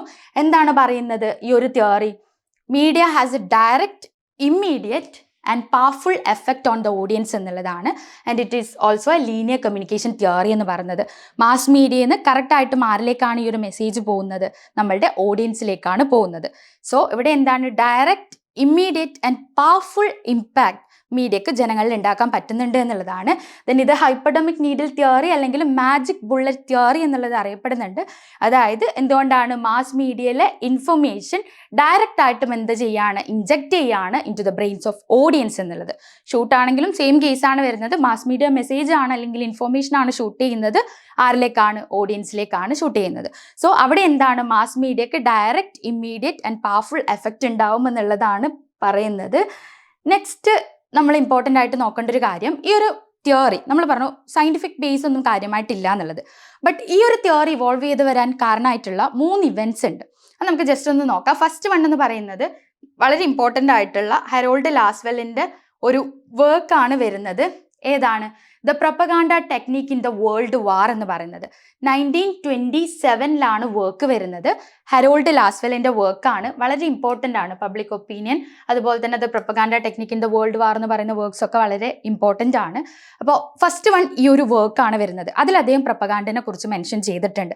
അപ്പോൾ ഇലക്ഷൻ്റെ സമയത്തുള്ള വേൾഡ് വാറിൻ്റെ സമയത്തുള്ള കാര്യങ്ങളൊക്കെയാണ് അദ്ദേഹം മെൻഷൻ ചെയ്യുന്നത്. അമേരിക്കൻ പ്രസിഡന്റ് ആയിട്ടുള്ള വുഡ്രോ വിൽസൺ എന്താണ് ചെയ്തിട്ടുള്ളത്, അദ്ദേഹം ഉണ്ടാക്കിയിട്ടുള്ള പോയിസൺ ഓഡിയൻസിലേക്ക് ഇൻജക്ട് ചെയ്യുകയാണെന്നാണ് പറഞ്ഞത്. അദ്ദേഹത്തിൻ്റെ പീപ്പിളിലേക്ക് ഇൻജക്ട് ചെയ്തു എന്നുള്ള രീതിയിലാണ് അദ്ദേഹം പ്രൊപ്പഗാൻഡനെ കുറിച്ച് പറയുന്നത്. സോ അതൊരു ഇമ്പോർട്ടൻ്റ് ആയിട്ടുള്ള ഒരു സംഭവമാണ് ഈ ഒരു തിയറി ഇവോൾവ് ചെയ്ത് തരാൻ കാരണമായിട്ടുണ്ടായിരുന്നത്. അടുത്തത് പെയിൻ ഫണ്ട് സ്റ്റഡീസ് ആണ്. പെയിൻ ഫണ്ട് സ്റ്റഡീസ് എന്ന് പറയുന്നത് it is conducted between 1929 to 1932. അപ്പോൾ പെയിൻ ഫണ്ട് എന്ന് പറയുന്നത് ഒരു പ്രൈവറ്റ് ഓർഗനൈസേഷനാണ്, പ്രൈവറ്റ് ഫൗണ്ടേഷനാണ്. ഇതിൻ്റെ ഭാഗമായിട്ട് 13 റിസർച്ചുകളാണ് കണ്ടക്ട് ചെയ്തിട്ടുണ്ടായിരുന്നത്. എന്തിനാണ് ഈ ഒരു റിസർച്ച് കണ്ടക്ട് ചെയ്തതെന്ന് ചോദിച്ചു കഴിഞ്ഞാൽ എന്തിനു വേണ്ടിയിട്ടായിരുന്നു, to identify the relationship between movies and children. നമ്മൾ ടെലിവിഷനും ചിൽഡ്രനും തമ്മിലുള്ള റിലേഷൻഷിപ്പിനെ കുറിച്ച് പഠിച്ചൊരു തിയറി ആയിരുന്നു കൾട്ടിവേഷൻ എന്ന് പറയുന്നത്. ജോർജ് ഗേബ്ണർ ആയിരുന്നു കൊണ്ടുവന്നത്. അപ്പോൾ ഈ ഒരു പെയിൻ ഫണ്ട് സ്റ്റഡി എന്ന് പറയുന്നത് ചെറിയൊരു രീതിയിലുള്ള 29 to 32 വരെ ഉണ്ടായിരുന്ന ഒരു 13 റിസർച്ചാണ്. അതിലെന്താണ് നോക്കിയെന്ന് വെച്ച് കഴിഞ്ഞാൽ മൂവിയും ചിൽഡ്രനും തമ്മിലുള്ള റിലേഷൻഷിപ്പാണ്. അപ്പോൾ ഓഫ് കോഴ്സ് ഈ ഒരു തിയറീൻ്റെ മേജർ ആയിട്ടുള്ള പോയിന്റ് ആയിട്ടുണ്ടെങ്കിൽ എന്തായിരിക്കും ഐഡന്റിഫൈ ചെയ്തിട്ടുണ്ടാവുക? മൂവി ചിൽഡ്രനിൽ ഒരു ഇമ്പാക്റ്റ് ഉണ്ടാക്കുന്നുണ്ട് എന്നുള്ളതാണ്. അടുത്തൊരു കേസ് നിങ്ങൾക്ക് എല്ലാവർക്കും അറിയുന്നതായിരിക്കും. എന്താണ്? വാർ ഓഫ് ദ വേൾഡ്സ് എന്ന് പറയുന്നത് എന്താ? റേഡിയോ ഡ്രാമയാണല്ലേ. H.G. വെൽസിന്റെ വാർ ഓഫ് ദ വേൾഡ്സ് എന്ന് പറയുന്ന നോവലിനെ ബേസ് ചെയ്തിട്ട് ഉണ്ടാക്കിയിട്ടുള്ള ഒരു റേഡിയോ ഡ്രാമയാണ്. ആരാണ്? ഓർസൺ വെൽസ് ആണ് റേഡിയോ ഡ്രാമ കൊണ്ടുവന്നിട്ടുള്ളത്. ബ്രോഡ്കാസ്റ്റ് മെർക്കുറി തിയേറ്റർ ആയിരുന്നു. ദെൻ ആ ഒരു റേഡിയോ ഡ്രാമേന്റെ പ്രത്യേകത എന്തായിരുന്നു? അപ്പോൾ ആ ഒരു റേഡിയോ ഡ്രാമ കേട്ട സമയത്ത് ആൾക്കാർ പാനിക് ആവുകയും, അതായത് മാർഷ്യൻസിന്റെ അറൈവലിനെ കുറിച്ചൊക്കെയാണ് പറയുന്നത്. അപ്പോൾ ആൾക്കാർ പാനിക്കായി ഇവൻ ടൂൾസ് ഒക്കെ എടുത്തിട്ട് പുറത്തിറങ്ങി എന്നുള്ള രീതിയിലാണ് പറയുന്നത്. അപ്പം അത്രയും ഒരു ഇമ്പാക്റ്റ് മീഡിയക്ക് ഉണ്ടാക്കാൻ പറ്റുമെന്ന് പറയുന്ന അടുത്തൊരു ഇൻസിഡന്റ് ആണ് എന്തെന്ന് പറയുന്നത്? നമ്മളുടെ വാർ ഓഫ് ദ വേൾഡ്സ് എന്ന് പറയുന്ന റേഡിയോ ഡ്രാമ. അപ്പോൾ നമ്മൾ ഹൈപ്പർഡമിക് നീഡിൽ തിയറി അല്ലെങ്കിൽ മാജിക് ബുള്ളറ്റ് തിയറി ഓർക്കുന്ന സമയത്ത് നമ്മൾ പറയേണ്ട 3 പ്രധാനപ്പെട്ട ഇൻസിഡൻസ് അല്ലെങ്കിൽ ഇവൻസ് ആണ്. ഒന്ന്, ലാസ്വെലിന്റെ propaganda technique in the world war എന്ന് പറയുന്നത്. രണ്ടാമത്തേത് പെയിൻ ഫണ്ട് സ്റ്റഡീസ് 1929 to 1932 ആണ്. വാർ ഓഫ് ദ വേൾഡ്സ് വരുന്നത് 1938 അടുത്തൊരു തിയറി എന്ന് പറയുന്നത് ഫിനോമിനിസ്റ്റിക് തിയറിയാണ്. അപ്പോൾ ഈ തിയറിന്റെ പ്രത്യേകത എന്താണ്? നമ്മൾ ആദ്യം കണ്ട 2 തിയറീസും എറ ഓഫ് മാസ് സൊസൈറ്റി തിയറീസിലാണ് വരുന്നത് അല്ലെ. എറ ഓഫ് മാസ് സൊസൈറ്റി എന്ന് പറയുന്ന കാലഘട്ടത്തിലാണ് ആ 2 തിയറീസും വരുന്നത്. ഇനി വരുന്ന ഫിനോമിനിസ്റ്റിക് തിയറി എന്ന് പറയുന്നത് അതിന്റെ അടുത്തൊരു കാലഘട്ടത്തിലേക്ക് പോവാണ്. സയന്റിഫിക് പെർസ്പെക്റ്റീവ് അല്ലെങ്കിൽ ലിമിറ്റഡ് എഫക്റ്റ് എന്ന് പറയുന്നത്. അപ്പോൾ അതിൽ വരുന്ന ഒരു തിയറിയാണ് നമ്മളുടെ ഫിനോമിനിസ്റ്റിക് തിയറി എന്ന് പറയുന്നത്. കൊണ്ടുവന്നിട്ടുള്ളത് ജോൺ ക്ലാപ്പർ ആണ്. ഇയർ നോട്ട് ചെയ്യുക, 1960 വരുന്നത്. അപ്പം നമ്മൾ പറഞ്ഞു സയന്റിഫിക് പെർസ്പെക്റ്റീവിന്റെ ഒരു പ്രത്യേകത എന്ന് പറയുന്നത് മീഡിയക്ക് ഡയറക്റ്റ് ഇമ്പാക്റ്റ് ഇല്ല അല്ലെങ്കിൽ ഡയറക്റ്റ് എഫക്റ്റ് ഇല്ല എന്നുള്ളതാണ്. സോ ക്ലാപ്പർ അദ്ദേഹത്തിന്റെ ഫിനോമിനിസ്റ്റിക് തിയറിയിൽ പറയുന്ന കാര്യം എന്താണ്? Media rarely have any direct effect and R relatively powerless when compared with other social and psychological factors such as social status, group members etcetera. ഇവിടെ എന്താണ് പറയുന്നത്? മീഡിയ എന്ന് പറയുന്നത് ഡയറക്റ്റ് എഫക്റ്റ് ഇല്ല, പവർലെസ് ആണ് മീഡിയ. എപ്പോഴാണ് മീഡിയ പവർലെസ് ആവുന്നത്? When compared with other social and psychological factors. Social status അല്ലെങ്കിൽ ഇൻഡിവിജ്വൽ റിലേഷൻഷിപ്പ് അല്ലെങ്കിൽ ഗ്രൂപ്പ് മെമ്പർ, ഇത്തരത്തിലുള്ള ഫാക്ടേഴ്സ് ഒക്കെ ആയിട്ട് കമ്പയർ ചെയ്യുന്ന സമയത്ത് എന്താണ്? മീഡിയ പവർലെസ് ആണ് എന്നാണ് ഫിനോമിനിസ്റ്റിക് തിയറിയിൽ ആര് പറയുന്നത്? നമ്മളുടെ ജോൺ ക്ലാപ്പർ പറയുന്നത്. നെക്സ്റ്റ് നോക്കുക, കോഗ്നിറ്റീവ് ഡിസൊണൻസ് തിയറിയാണ്. വളരെ ഇൻട്രസ്റ്റിംഗ് ആയിട്ടുള്ള ഒരു തിയറിയാണ് അല്ലേ. കൊണ്ടുവന്നിട്ടുള്ളത് ആരാണ്? ലിയോൺ ഫെസ്റ്റിംഗർ ആണ്. തിയറിയും തിയറിസ്റ്റുകളും ചോദിച്ചു എന്നുള്ള രീതിയിൽ നിങ്ങൾ കൃത്യമായിട്ട് ഓർത്ത് വെക്കുക. കോഗ്നിറ്റീവ് ഡിസൊണൻസ് തിയറി കൊണ്ടുവന്നിട്ടുള്ളത് ലിയോൺ ഫെസ്റ്റിംഗർ ആണ്. എന്താണ് ഈ ഒരു തിയറി എന്ന് പറയുന്നത്? നമുക്ക് കോഗ്നിറ്റീവ് ഡിസൊണൻസ് എന്നുള്ളത് എന്ത് ചെയ്യാം? നമുക്ക് ഈ ഒരു 2 വേർഡിന്റെ ഒരു മീനിങ് ഐഡന്റിഫൈ ചെയ്യാം. ആദ്യം കോഗ്നിറ്റീവ് എന്ന് പറയുന്നത് ഈ ഒരു സെൻസിൽ, ഈ ഒരു തിയറിന്റെ സെൻസിൽ പുതിയൊരു ഇൻഫോർമേഷൻ അല്ലെങ്കിൽ നോളജ് എന്നുള്ളത് പറയാം. ദെൻ വാട്ട് ഈസ് ഡിസൊണൻസ് എന്ന് പറയുന്നത്? നോക്കുക, the theory argues that when confronted by new or conflicting information, people experience a kind of mental discomfort. ആ ഒരു മെന്റൽ ഡിസ്കംഫേർട്ടിനെയാണ് നമ്മൾ ഡിസൊണൻസ് എന്ന് പറയുന്നത്. എന്താണ് പറയുന്നത്? നമുക്ക് പുതിയൊരു ഇൻഫർമേഷൻ കിട്ടുന്ന സമയത്ത് നമ്മളുടെ സൈക്കോളജിക്കൽ ആയിട്ടുള്ള ഫാക്ടേഴ്സ് അതിനെ അഫക്റ്റ് ചെയ്യുമെന്നുള്ളതാണ്. എനിക്കൊരു പുതിയ ഇൻഫർമേഷൻ കിട്ടുന്നു, ആ മീഡിയ കൂടിയുള്ളൊരു ന്യൂസ് ആവാം. അത് കേൾക്കുന്ന സമയത്ത് എൻ്റെ ബിലീഫും എൻ്റെ തോട്ടും എൻ്റെ ആറ്റിറ്റ്യൂഡും ആയിട്ട് അതിന് യാതൊരു ബന്ധമില്ല എങ്കിൽ അതെന്ത് ചെയ്യും? എനിക്കൊരു മെന്റൽ ഡിസ്കംഫേർട്ട് ഉണ്ടാക്കും. അതാണ് നമ്മുടെ ഡിസൊണൻസ് കൊണ്ട് ഉദ്ദേശിക്കുന്നത്. അപ്പോൾ എല്ലാവരും എന്തിനു വേണ്ടിയിട്ടായിരിക്കും സ്ട്രൈവ് ചെയ്യുന്നുണ്ടാവുക? കോഗ്നിറ്റീവ് കൺസിസ്റ്റൻസി ആണല്ലോ എല്ലാവരും ആഗ്രഹിക്കുന്നുണ്ടാവുക. അതായത് കിട്ടുന്ന ഇൻഫർമേഷൻ നമ്മളുടെ ബിലീഫിനും ആറ്റിറ്റ്യൂഡിനും നമ്മുടെ തോട്ടിനും ഒക്കെ മാച്ച് ആവുകയാണെങ്കിൽ അത് ബെനിഫിഷ്യൽ ആയിരിക്കും. റേദർ അതൊരു ഡിസൊണൻസ് ക്രിയേറ്റ് ചെയ്യുകയാണെങ്കിൽ നമ്മൾ എന്തിനു വേണ്ടിയിട്ടാണ് ശ്രമിക്കുക? ആ ഡിസൊണൻസ് റെഡ്യൂസ് ചെയ്യാൻ വേണ്ടിയിട്ടും അതിലൂടെ ആ ഒരു കോഗ്നിറ്റീവ് കൺസിസ്റ്റൻസി മെയിൻറ്റെയിൻ ചെയ്യാൻ വേണ്ടിയിട്ടുമാണ് നമ്മൾ ശ്രമിക്കുക. അതാണ് ഈ പറഞ്ഞ കോഗ്നിറ്റീവ് ഡിസൊണൻസ് തിയറിയിൽ മെയിനായിട്ടും പറയുന്നത്. അതായത് എല്ലാവരും എന്തിനു വേണ്ടിയിട്ടാണ് ശ്രമിക്കുന്നത്? കോഗ്നിറ്റീവ് കൺസിസ്റ്റൻസിക്ക് വേണ്ടിയിട്ടാണ് ശ്രമിക്കുന്നത്. പുതിയ ഇൻഫർമേഷൻ കിട്ടുന്ന സമയത്ത് അതൊരു മെന്റൽ ഡിസ്കംഫേർട്ട് ഉണ്ടാക്കുകയാണെങ്കിൽ അതിനെ നമ്മൾ ഡിസൊണൻസ് എന്ന് പറയും. അത് മാക്സിമം നമ്മൾ റെഡ്യൂസ് ചെയ്യാൻ വേണ്ടിയിട്ട് ശ്രമിക്കുക എന്നുള്ളതാണ്. So 1957 the theory of cognitive dissonance എന്ന് പറയുന്ന വർക്കിലാണ് Leon Festinger cognitive dissonance theory introduce ചെയ്തിട്ടുള്ളത്. To explain the relationship between motivation, perception and cognition. ഇത് ഇമ്പോർട്ടൻ്റ് ആണ്, ഈ 3 എലമെന്റ്സ് എന്ന് പറയുന്നത്. എന്തൊക്കെയാണ്? ടു explain the relationship between motivation, perception and കോഗ്നിഷൻ. ഇതെന്തായിരിക്കും? ബേസ്ഡ് ഓൺ ഇൻഡിവിജ്വൽ ആണല്ലേ. ഓരോ ഇൻഡിവിജ്വലിനെ അനുസരിച്ചിട്ട് അവരുടെ മോട്ടിവേഷൻ, പെർസെപ്ഷൻ ആൻഡ് കോഗ്നിഷൻ എന്ന് പറയുന്നത് ഡിഫറെൻ്റ് ആയിരിക്കും. ഞാൻ പറഞ്ഞതുപോലെ ഡിസണൻസ് എന്ന് പറയുന്ന സംഭവം റെഡ്യൂസ് ചെയ്യാൻ വേണ്ടിയിട്ട് ഓരോ ഇൻഡിവിജ്വലും ശ്രമിക്കും എന്നുള്ളതാണ്. സോ ആ ഒരു തിയറി നിങ്ങൾ നോട്ട് ചെയ്ത് വെക്കുക, കോഗ്നിറ്റീവ് ഡിസണൻസ് തിയറി. ഇതും എന്താണ്? ലിമിറ്റഡ് എഫക്റ്റിലാണ് വരുന്നത്. ദെൻ ലിമിറ്റഡ് എഫക്റ്റിൽ വരുന്ന 2 ഇമ്പോർട്ടൻ്റ് ആയിട്ടുള്ള തിയറീസ് ഇൻഫർമേഷൻ ഫ്ലോ തിയറീസ് ആണ്. 2 സ്റ്റെപ്പ് ഫ്ലോയും അതുപോലെ തന്നെ മൾട്ടി സ്റ്റെപ്പ് ഫ്ലോയും. 2 സ്റ്റെപ്പ് ഫ്ലോ ഇതാണ് സംഭവം അല്ലേ, വളരെ സിമ്പിൾ ആണ്. എന്താണ് പറയുന്നത്? മാസ് മീഡിയ, അതായത് എങ്ങനെയാണ് മാസ് മീഡിയയിൽ നിന്ന് ഓഡിയൻസിലേക്ക് മെസ്സേജ് എത്തുന്നത്, അതാണ് ഇൻഫർമേഷൻ ഫ്ലോ തിയറീസ് പറയുന്നത്. ഓക്കെ, അപ്പോൾ അതിൻ്റെ അകത്ത് 2 സ്റ്റെപ്പ് ഫ്ലോ തിയറി എന്ന് പറയുമ്പം നമ്മൾ ഓർക്കേണ്ടത് എന്താണ്? മാസ് മീഡിയ മെസ്സേജ് ഡയറക്റ്റ് ആയിട്ടും ഓഡിയൻസിൽ എത്തുന്നില്ല. ദെൻ ഇൻ ബിറ്റ്വീൻ നമുക്ക് ആരെ കാണാൻ പറ്റും? ഇവരാണ് ഒപ്പീനിയൻ ലീഡേഴ്സ് എന്ന് പറയുന്നത്. അപ്പോൾ മാസ് മീഡിയയിൽ നിന്ന് വരുന്ന മെസ്സേജ് ഡയറക്റ്റ് ആയിട്ടും ഓഡിയൻസിൽ എത്തുന്നതിന് മുമ്പേ അത് ആരിലേക്ക് എത്തുന്നുണ്ട്? ഈ പറഞ്ഞ ഒപ്പീനിയൻ ലീഡേഴ്സിലേക്ക് എത്തുന്നുണ്ട്. ഈ ഒപ്പീനിയൻ ലീഡേഴ്സ് മെസ്സേജ് അവർക്ക് കിട്ടിയും അവരത് ഇൻ്റർപ്രറ്റ് ചെയ്ത് അവരുടെ ഒരു ഒപ്പീനിയൻ ഉണ്ടാക്കിയതിന് ശേഷമാണ് അവരെ ഡിപ്പെൻഡ് ചെയ്തിട്ടുള്ള ഈ ഗ്രൂപ്പ് ഓഫ് ആൾക്കാരിലേക്ക് അത് ഷെയർ ചെയ്യുന്നത്. ഈ ഗ്രൂപ്പ് ഓഫ് ആൾക്കാരാണ് ഒപ്പീനിയൻ ഫോളോവേഴ്സ് എന്ന് പറയുന്നത്. സോ ലിമിറ്റഡ് എഫക്ട്സിൽ വരുന്ന one of the important concepts ആണ് മാസ് മീഡിയ ഡയറക്റ്റ് ആയിട്ടും ഓഡിയൻസിലേക്ക് മെസ്സേജ് എത്തിക്കുന്നില്ല എന്നുള്ളത്. ഇൻ ബിറ്റ്വീൻ ആരുണ്ട്? ഒപ്പീനിയൻ ലീഡേഴ്സ് ഉണ്ട്. അപ്പോൾ മാസ് മീഡിയ മെസ്സേജ് ഒപ്പീനിയൻ ലീഡേഴ്സിലേക്ക് എത്തി, അവർ ആ മെസ്സേജ് ഇൻ്റർപ്രറ്റ് ചെയ്ത് അവരുടെ ഒപ്പീനിയൻ ഫോം ചെയ്തിട്ട് അത് ആർക്ക് കൈമാറുന്നു? ഒപ്പീനിയൻ ഫോളോവേഴ്സിലേക്ക് കൈമാറുന്നു എന്നുള്ളതാണ് 2 സ്റ്റെപ്പ് ഫ്ലോ തിയറി പറയുന്നത്. ദെൻ 2 സ്റ്റെപ്പ് ഫ്ലോ തിയറിൻ്റെ പ്രൊപ്പണൻസ് ആണ് നമ്മൾ നോക്കുന്നത്. നേരത്തെ പറഞ്ഞ പോലെ ഓർത്ത് വെക്കുക, തിയറീസ് ആൻഡ് തിയറിസ്റ്റുകൾ വളരെ ഇമ്പോർട്ടൻ്റ് ആണ്. അപ്പോൾ ആരൊക്കെയാണ് ഇവിടെ വരുന്നത്? നമ്മൾ പറഞ്ഞു ലിമിറ്റഡ് എഫക്ട്സ് പെർസ്പെക്റ്റീവിൻ്റെ ഒരു ഒറിജിനേറ്റർ ആണ് പോൾ ലാസസ്ഫെൽഡ് എന്ന് പറയുന്നത്. പോൾ ലാസസ്ഫെൽഡും എലിഹു കാറ്റ്സും ആണ് ഈ ഒരു 2 സ്റ്റെപ്പ് ഫ്ലോ തിയറി ഇൻട്രൊഡ്യൂസ് ചെയ്തിട്ടുള്ളത് in their work personal influence. 1955 personal influence എന്ന് പറയുന്ന വർക്കിലാണ് അവരെന്ത് ചെയ്തിട്ടുള്ളത്? ഈ പറഞ്ഞ 2 സ്റ്റെപ്പ് ഫ്ലോ തിയറി ഇൻട്രൊഡ്യൂസ് ചെയ്തിട്ടുള്ളത്. And people are indirectly influenced and informed by the media through the opinion leaders in society. ഏറ്റവും വലിയ പ്രത്യേകത എന്ന് പറയുന്നത് ഇവിടെ എന്താണ്? The presence of opinion leaders എന്നുള്ളതാണ്. സോ വർക്ക് ഓർത്ത് വെക്കുക, ലാസസ്ഫെൽഡിൻ്റെയും അതുപോലെ തന്നെ എലിഹു കാറ്റ്സിൻ്റെയും പേഴ്സണൽ ഇൻഫ്ലുവൻസ് എന്ന് പറയുന്ന വർക്കിലാണ് അവരെന്ത് ചെയ്തിട്ടുള്ളത്? 2 സ്റ്റെപ്പ് ഫ്ലോ തിയറി ഇൻട്രൊഡ്യൂസ് ചെയ്തിട്ടുള്ളത്. ദെൻ നെക്സ്റ്റ് വൺ എന്താണ്? മൾട്ടി സ്റ്റെപ്പ് ഫ്ലോ തിയറിയാണ്. 2 സ്റ്റെപ്പ് കഴിഞ്ഞു, അടുത്തത് മൾട്ടി സ്റ്റെപ്പ് ആണ്. നമ്മൾ പറഞ്ഞു ഇൻഫർമേഷൻ ഫ്ലോ തിയറീസ് എന്ന് പറയുന്നത് മാസ് മീഡിയയിൽ നിന്ന് എങ്ങനെയാണ് ഇൻഫർമേഷൻ ഓഡിയൻസിൽ എത്തുന്നത് അതാണ് പറയുന്നത്. ഒരു കൈൻഡ് എന്ന് പറയുന്നത് 2 സ്റ്റെപ്പ് ആയിരുന്നു, mass media, opinion leaders, then audience എന്ന് പറയുന്നത്. അടുത്തത് മൾട്ടി സ്റ്റെപ്പ് ആണ്. മൾട്ടി സ്റ്റെപ്പിന്റെ പ്രത്യേകത എന്താണെന്ന് ചോദിച്ചു കഴിഞ്ഞാൽ it is multi directional. Okay, mass media ഒരു മെസ്സേജ് തരുന്നു, മാസ് മീഡിയ മെസ്സേജ് ഒപ്പീനിയൻ ലീഡേഴ്സിലേക്ക് പാസ് ചെയ്യുന്നു. ആൻഡ് ഒപ്പീനിയൻ ലീഡേഴ്സ് എന്ന് പറയുന്നത് ഒരുപാട് ഒപ്പീനിയൻ ലീഡേഴ്സ് ഉണ്ടാവും. ഒരു ഇൻഡിവിജ്വലിന് തന്നെ എന്താണ്? ഡിഫറെൻ്റ് ആയിട്ടുള്ള ഒപ്പീനിയൻ ലീഡേഴ്സ് ഉണ്ടാവും. അതുപോലെ തന്നെ ഒപ്പീനിയൻ ലീഡേഴ്സ് തമ്മിൽ പരസ്പരം കണക്ഷൻ ഉണ്ടാവും. അതുപോലെ തന്നെ മാസ് മീഡിയയിൽ നിന്ന് ഡയറക്റ്റ് ആയിട്ടും ആരിലേക്ക് എത്തും? ഇൻഫർമേഷൻ റിസീവേഴ്സിലേക്ക് ഈ ഒരു മെസ്സേജ് എത്തും. ആ രീതിയിൽ മൾട്ടി ഡയറക്ഷനിലായിട്ട് വരുന്ന ഇൻഫർമേഷൻ ഫ്ലോനെയാണ് നമ്മൾ മൾട്ടി സ്റ്റെപ്പ് ഫ്ലോ തിയറി എന്ന് പറയുന്നത്. ഓക്കെ, ക്ലിയർ ആയെന്ന് വിചാരിക്കുന്നു. കോംപ്ലക്സ് ആയിട്ടുള്ള, അതായത് 2 സ്റ്റെപ്പുമായിട്ട് കമ്പയർ ചെയ്യുമ്പോൾ അത്യാവശ്യം കോംപ്ലക്സ് ആയിട്ടുള്ള ഒരു തിയറിയാണ്. അടുത്തൊരു തിയറി നോക്കുക, അജണ്ട സെറ്റിംഗ് ആണ്. തിയറിസ്റ്റ് വീണ്ടും ഓർത്ത് വെക്കുക, അജണ്ട സെറ്റിംഗ് നമ്മളോട് ആ ഒരു മാച്ച് ദ ഫോളോയിങ് ടേബിളിൽ ചോദിച്ചിട്ട് കണ്ടില്ലേ? മാക്സ്വെൽ, മെക്കോംസ് ആൻഡ് ഷോ ആണ് എന്ത് ചെയ്തിട്ടുള്ളത്? നമ്മളുടെ അജണ്ട സെറ്റിംഗ് തിയറി ഐഡന്റിഫൈ ചെയ്തിട്ടുള്ളത്. അപ്പോൾ ഈ ഒരു ടേം കോയിൻ ചെയ്തിട്ടുള്ളത് 1972 അപ്പോൾ മെക്കോംസ് ആൻഡ് ഷോ എന്നുള്ള രീതിയിൽ നിങ്ങളത് ഓർത്ത് വെച്ചാൽ മതി. ദെൻ എന്താണ് ഇവിടെ പറയുന്നത്? അജണ്ട സെറ്റിംഗ് എന്നുള്ളതാണ്. ആരാണ് അജണ്ട സെറ്റ് ചെയ്യുന്നത്? മീഡിയ ആണ് അജണ്ട സെറ്റ് ചെയ്യുന്നത്.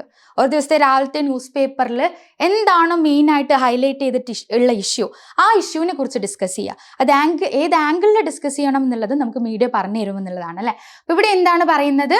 വാട്ട് പീപ്പിൾ തിങ്ക് അബൌട്ട് എന്നുള്ളതല്ല, yes, what to think about എന്നുള്ളതല്ല, how they think about it എന്നുള്ളത് അല്ലേ. എങ്ങനെയാണ്, എന്തൊക്കെയാണ് ആൾക്കാർ ചിന്തിക്കുന്നത്, അത് ഏത് രീതിയിൽ ചിന്തിക്കണമെന്ന് ഷേപ്പ് ചെയ്യുന്നത് അല്ലെങ്കിൽ ആ ഒരു അജണ്ട സെറ്റ് ചെയ്യുന്നത് ആരാണ്? മീഡിയ ആണെന്നുള്ളതാണ് പറയുന്നത്. ദെൻ 2 രീതിയിലുള്ള അജണ്ട സെറ്റിംഗ് ആണ് വരുന്നത്. ഒന്ന് എക്സ്പ്ലിസിറ്റ് മീൻസിലാണ്, മറ്റൊന്ന് ഇംപ്ലിസിറ്റ് മീൻസിലാണ്. എന്താണ് ഇത് തമ്മിലുള്ള ഡിഫറൻസ് എന്ന് പറയുന്നത്? വേർഡ്സ് എന്താണ്? എക്സ്പ്ലിസിറ്റും ഇംപ്ലിസിറ്റും. അതിൽ എക്സ്പ്ലിസിറ്റ് എന്ന് പറയുന്നത് നമുക്ക് സിമ്പിളായിട്ട് മനസ്സിലാവാൻ വേണ്ടിയിട്ട് ഡയറക്റ്റ് എന്നുള്ളത് പറയാം. അതായത് ഡയറക്റ്റ് ആയിട്ടുള്ള അജണ്ട സെറ്റിംഗ് ആണ് അവിടെ വരുന്നത്. ഫോർ എക്സാമ്പിൾ, നമ്മളിപ്പോൾ ഒരു ന്യൂസ് പേപ്പറിൽ ഒരു സെപ്പറേറ്റ് ആയിട്ടുള്ള ഒരു കോളം എക്സ്ക്ലൂസീവ് ആയിട്ട് വെക്കുകയാണ്. എന്തിനു വേണ്ടിയിട്ടാണ്? അജണ്ട സെറ്റിംഗ് എന്ന് പറഞ്ഞിട്ടല്ല, അവിടെയായിരിക്കും നമ്മൾ എന്തിനെ കുറിച്ച് ചിന്തിക്കണം, അത് എങ്ങനെ ചിന്തിക്കണം എന്നുള്ളതിൻ്റെ ഒരു കൺക്ലൂഷൻ ആര് കൊടുത്തിട്ടുണ്ടാവുക? ആ ഒരു ന്യൂസ് പേപ്പർ കൊടുത്തിട്ടുണ്ടാവുക. ടെലിവിഷൻ്റെ കേസ് ആണെങ്കിൽ എക്സ്ക്ലൂസീവ് ആയിട്ടുള്ള പ്രോഗ്രാംസിലൂടെ ആവാം അവരുടെ അജണ്ട സെറ്റിംഗ് അവർ ഉറപ്പ് വരുത്തുന്നത്. വേറാസ് ഇംപ്ലിസിറ്റ് എന്ന് പറയുമ്പം ആ വേർഡിന്റെ മീനിങ് എടുക്കുക ഇൻഡയറക്റ്റ് എന്നുള്ളത്. അവിടെ എന്താണ് പറയുന്നത്? മെയിൻ ആയിട്ടും ഫ്രെയിമിങ്ങിലൂടെയാണ് അവിടെ അജണ്ട സെറ്റ് ചെയ്യുന്നത്. ഫ്രെയിമിംഗ് എന്ന് പറഞ്ഞു കഴിഞ്ഞാൽ എന്താ? ഞാൻ നേരത്തെ ഡിസ്കസ് ചെയ്തിട്ടുണ്ടായിരുന്നു മീനിങ് മേക്കിംഗ് പെർസ്പെക്റ്റീവ് പറഞ്ഞ സമയത്ത്. ഫ്രെയിമിംഗ് എന്ന് പറയുന്നത് ഒരു സ്റ്റോറീൻ്റെ എവിടെ ഹൈലൈറ്റ് ചെയ്യണം, എവിടെ ഡൗൺ പ്ലേ ചെയ്യണം, അതെങ്ങനെ പ്രസൻറ്റ് ചെയ്യണം, അതെങ്ങനെ സ്ട്രക്ചർ ചെയ്യണം, ഇതാണ് നമ്മുടെ ഫ്രെയിമിംഗ് പറയുന്നത്. സോ അത്തരത്തിൽ ഫ്രെയിമിംഗ് മെത്തേഡ് യൂസ് ചെയ്തുകൊണ്ട് നമ്മൾ അജണ്ട സെറ്റ് ചെയ്യുകയാണെങ്കിൽ അതിന് നമ്മൾ എന്ത് പറയും? എക്സ്പ്ലിസിറ്റ് അജണ്ട സെറ്റിംഗ് എന്നുള്ളത് പറയും. അപ്പോൾ 2 ടൈപ്പാണ് വരുന്നത്. ഇംപ്ലിസിറ്റ് അജണ്ട സെറ്റിംഗ് എന്നുള്ളത് പറയും. സോ 2 ടൈപ്പാണ് വരുന്നത്, എക്സ്പ്ലിസിറ്റ് ആൻഡ് ഇംപ്ലിസിറ്റ് എന്ന് പറയുന്നത്. എക്സ്പ്ലിസിറ്റ് ഡയറക്റ്റ് ആണ്, എക്സ്ക്ലൂസീവ് ആയിട്ടുള്ള സെഷൻ ഓർ കോളം അവിടെ ഉണ്ടാവും. ദെൻ ഇംപ്ലിസിറ്റ് എന്ന് പറയുമ്പോൾ ഫ്രെയിമിങ്ങിലൂടെയാണ് എന്ത് ചെയ്യുന്നത്? ആ ഒരു അജണ്ട സെറ്റ് ചെയ്യുന്നത്. തിയറിസ്റ്റിന്റെ പേര് ഓർത്ത് വെക്കാം, മെക്കംസൺ ഷോ ആണ് വരുന്നത്. ഈ അജണ്ട സെറ്റിങ്ങിന്റെ ഒറിജിന് കാരണമായിട്ടുള്ള 3 കാര്യങ്ങളാണ് നമ്മൾ പറയുന്നത്. അതിൽ ഫസ്റ്റ് വൺ എന്ന് പറയുന്നത് 1922 വാൾട്ടർ ലിപ്മാന്റെ പബ്ലിക് ഒപ്പീനിയൻ എന്ന് പറയുന്ന വർക്കാണ്. നിങ്ങൾക്ക് എല്ലാവർക്കും ഫെമിലിയർ ആയിരിക്കും അല്ലേ? എങ്ങനെയാണ് മീഡിയ പബ്ലിക് ഒപ്പീനിയൻ ഫോം ചെയ്യുന്നത് അല്ലെങ്കിൽ പബ്ലിക് ഒപ്പീനിയൻ ഇൻഫ്ലുവൻസ് ചെയ്യുന്നത് എന്നുള്ളതാണ് 1922 പബ്ലിക് ഒപ്പീനിയൻ എന്ന് പറയുന്ന വർക്കിലൂടെ വാൾട്ടർ ലിപ്മാൻ ചെയ്തിട്ടുള്ളത്. ദെൻ അടുത്തൊരു കാര്യം എന്ന് പറയുന്നത് ഒരു വർക്ക് തന്നെയാണ് വരുന്നത്, ബെർണാഡ് കോഹന്റെ the press and foreign policy എന്ന് പറയുന്ന വർക്ക്. ഓക്കെ, അത് 1963 വരുന്നത്. സോ അജണ്ട സെറ്റിംഗ് തിയറി കൊണ്ടുവന്നിട്ടുള്ളത് മെക്കംസൺ ഷോ ആണെന്നുള്ളത് ഓർത്ത് വെക്കുക. ദെൻ അതുമായിട്ട് ബന്ധപ്പെട്ടിട്ടുള്ള 2 ഇമ്പോർട്ടൻറ്റ് വർക്ക്സ് നമ്മൾ ഡിസ്കസ് ചെയ്തു. ഒന്ന് പബ്ലിക് ഒപ്പീനിയൻ ആണ്, രണ്ടാമത്തേത് the press and foreign policy എന്നുള്ളതാണ്. അടുത്തൊരു സംഭവം എന്ന് പറയുന്നത് 1968 വരുന്നത്, ചേപ്പൽ ഹിൽ സ്റ്റഡിയാണ്. അപ്പോൾ ചേപ്പൽ ഹിൽ റെസിഡൻസിൽ നടത്തിയിട്ടുള്ളൊരു പഠനമാണ് ചേപ്പൽ ഹിൽ സ്റ്റഡി എന്ന് പറയുന്നത്. അതും എന്താണ്? അജണ്ട സെറ്റിങ്ങിൻ്റെ ഒറിജിന് കോൺട്രിബ്യൂട്ട് ചെയ്തിട്ടുള്ള അല്ലെങ്കിൽ ഒറിജിന് കാരണമായിട്ടുള്ള വൺ ഓഫ് ദ ഇവൻറ്റ്സ് ആണ്. അപ്പോൾ ഈ 3 കാര്യങ്ങൾ അജണ്ട സെറ്റിങ്ങുമായിട്ട് ബന്ധപ്പെട്ടിട്ട് നിങ്ങൾ ഓർത്തിരിക്കുക എന്നുള്ളതാണ്. നെക്സ്റ്റ് നമ്മൾ നോക്കുന്നത് യൂസസ് ആൻഡ് ഗ്രാറ്റിഫിക്കേഷൻ തിയറിയാണ്. ഈ ഒരു തിയറി നിങ്ങൾക്ക് എല്ലാവർക്കും അറിയുന്നുണ്ടാവും. എന്താണ് യൂസസ് ആൻഡ് ഗ്രാറ്റിഫിക്കേഷൻ തിയറി എന്ന് പറയുന്നത്? അപ്പോൾ നമ്മൾ ഓഡിയൻസ് നമ്മളുടെ ഗ്രാറ്റിഫിക്കേഷന് വേണ്ടിയിട്ട് എങ്ങനെയാണ് മീഡിയനെ യൂസ് ചെയ്യുന്നത്, ഇതാണ് യൂസസ് ആൻഡ് ഗ്രാറ്റിഫിക്കേഷൻ തിയറി പറയുന്നത്. സോ അതിൻ്റെ പ്രൊപ്പണൻ്റ് ആരാണെന്നുള്ളത് മറക്കാണ്ടിരിക്കുക. ഞാൻ നേരത്തെ പറഞ്ഞ പോലെ തിയറി ആൻഡ് തിയറിസ്റ്റ് വളരെ ഇമ്പോർട്ടൻ്റ് ആണ്. എലിഹു കാറ്റ്സ് ആൻഡ് ബ്ലംലർ 1974 എന്ത് ചെയ്യുന്നത്? Uses and gratification theory introduce ചെയ്യുന്നത്. നമ്മൾ ഓൾറെഡി പറഞ്ഞതുപോലെ തന്നെ ഇയർ നോട്ട് ചെയ്യാൻ 1974 വരുന്നത്. മുന്നേ പറഞ്ഞതുപോലെ തന്നെ it is concern with how people use media for their gratification. അവരുടെ നീഡ്സ് ഗ്രാറ്റിഫൈ ചെയ്യാൻ വേണ്ടിയിട്ട് എങ്ങനെയാണ് അവർ മീഡിയനെ യൂസ് ചെയ്യുന്നത്, ഇതാണ് യൂസസ് ആൻഡ് ഗ്രാറ്റിഫിക്കേഷൻ തിയറി പറയുന്നത്. അപ്പോൾ അത് കൃത്യമായിട്ട് നോട്ട് ചെയ്ത് വെക്കുക. എന്താണ് പോയിന്റ് എന്ന് പറയുന്നത്? What people do with media എന്നുള്ളതാണ് അവിടെ ഇമ്പോർട്ടൻ്റ് ആയിട്ട് വരുന്നത്. ഓക്കെ, മീഡിയനെ എങ്ങനെയാണ് ജനങ്ങൾ യൂസ് ചെയ്യുന്നത് അല്ലെങ്കിൽ ഓഡിയൻസ് യൂസ് ചെയ്യുന്നത്, അതാണ് അവിടെ മെയിനായിട്ട് വരുന്നത്. ദെൻ യൂസസ് ആൻഡ് ഗ്രാറ്റിഫിക്കേഷൻ എന്ന് പറയുമ്പോൾ നമ്മൾ പറഞ്ഞു നീഡ് ബേസ് ചെയ്തിട്ടാണ് അല്ലെങ്കിൽ നീഡ് എങ്ങനെയാണ് ഗ്രാറ്റിഫൈ ചെയ്യുന്നത് എന്നുള്ളതാണ് പറയുന്നത്. സോ ഇവിടെ പ്രധാനമായിട്ടും എത്ര നീഡ്സാണ് വരുന്നത്? 5 നീഡ്സാണ് വരുന്നത്. ഇമ്പോർട്ടൻ്റ് ആണ്. ഫസ്റ്റ് വൺ കോഗ്നിറ്റീവ് നീഡ് എന്നുള്ളതാണ്. സെക്കൻഡ് അഫക്റ്റീവ് ആണ്. പേഴ്സണൽ ഇൻറ്റഗ്രേറ്റീവ് ആണ് തേർഡ് വൺ വരുന്നത്. Next social integrative and tension free needs. അപ്പോൾ നമ്മൾ എങ്ങനെയാണ് മാസ് മീഡിയനെ യൂസ് ചെയ്യുന്നത്, അതാണ് യൂസ് ആൻഡ് ഗ്രാറ്റിഫിക്കേഷൻ തിയറി പറയുന്നതെന്ന് പറഞ്ഞു. അതിൽ കോഗ്നിറ്റീവ് എന്ന് പറയുന്നത് നമ്മൾ നോളജിന് വേണ്ടിയിട്ട് അല്ലെങ്കിൽ ഇൻഫർമേഷന് വേണ്ടിയിട്ട് മാസ് മീഡിയനെ യൂസ് ചെയ്യുക എന്നുള്ളതാണ്. ആ ഒരു ടേം തന്നെ നിങ്ങൾ നോക്കുക, കോഗ്നിറ്റീവ് എന്നുള്ളതാണ്. അടുത്തത് അഫക്റ്റീവ് എന്നുള്ളതാണ്. നമ്മുടെ ഇമോഷൻസ് സാറ്റിസ്ഫൈ ചെയ്യാൻ വേണ്ടിയിട്ട് നമ്മൾ എങ്ങനെ മീഡിയനെ യൂസ് ചെയ്യുന്നു, അതാണ് അഫക്റ്റീവ് നീഡ്സ് എന്ന് പറയുന്നത്. പേഴ്സണൽ ഇൻറ്റഗ്രേറ്റീവ് എന്ന് പറയുന്നത് എന്താണ്? It's related to self esteem. അടുത്തത് സോഷ്യൽ ഇൻറ്റഗ്രേറ്റീവ് ആണ്. അപ്പോൾ നമ്മൾ സൊസൈറ്റി സ്റ്റാറ്റസ് വിചാരിച്ചിട്ട് നമ്മൾ ആൾക്കാർ എന്ത് വിചാരിക്കുമെന്ന് വെച്ചിട്ട് അഡ്വർടൈസ്മെൻറ്റിൽ കണ്ടിട്ടുള്ള ഒരു പ്രൊഡക്റ്റ് വാങ്ങുക, അതെന്താണ്? സോഷ്യൽ ഇൻറ്റഗ്രേറ്റീവ് നീഡ്സ് ആണ്. സൊസൈറ്റൽ സ്റ്റേറ്റസ് ആണ് അവിടെ ഇമ്പോർട്ടൻ്റ് ആയിട്ട് വരുന്നത്. നെക്സ്റ്റ് വൺ നിങ്ങളെല്ലാവരും ചെയ്യുന്ന കാര്യം തന്നെയായിരിക്കും ഈ ഒരു ടെൻഷൻ ഫ്രീ നീഡ് എന്ന് പറയുന്നത് അല്ലേ. നമുക്ക് ടെൻഷൻ വരുന്ന സമയത്ത് നമ്മൾ എന്ത് ചെയ്യാണ്? മീഡിയ യൂസ് ചെയ്യുകയാണ്. അല്ലെങ്കിൽ നമുക്ക് ഏതൊരു മീഡിയം ആണോ അവിടെ ആപ്റ്റായിട്ടുള്ളത് അത് യൂസ് ചെയ്യുക, നമ്മളുടെ ടെൻഷൻ റിലീസ് ചെയ്യാൻ വേണ്ടിയിട്ട്. അതിനെയാണ് നമ്മൾ ടെൻഷൻ ഫ്രീ നീഡ്സ് എന്ന് പറയുന്നത്. അപ്പോൾ ഇങ്ങനെ 5 ടൈപ്പ് നീഡ്സ് ആണ് നമ്മളുടെ യൂസസ് ആൻഡ് ഗ്രാറ്റിഫിക്കേഷൻ തിയറീൻ്റെ ഭാഗമായിട്ട് വരുന്നത്. അപ്പോൾ ഇത്രയും തിയറീസ് ആണ് നമ്മൾ ഇന്ന് ഡിസ്കസ് ചെയ്യുന്നത്. ദെൻ നേരത്തെ പറഞ്ഞ ഇമ്പോർട്ടൻ്റ് ആയിട്ടുള്ള ഒരു ഏരിയ ആയിരുന്നു തിയറീസ് ആൻഡ് തിയറിസ്റ്റ് എന്ന് പറയുന്നത്.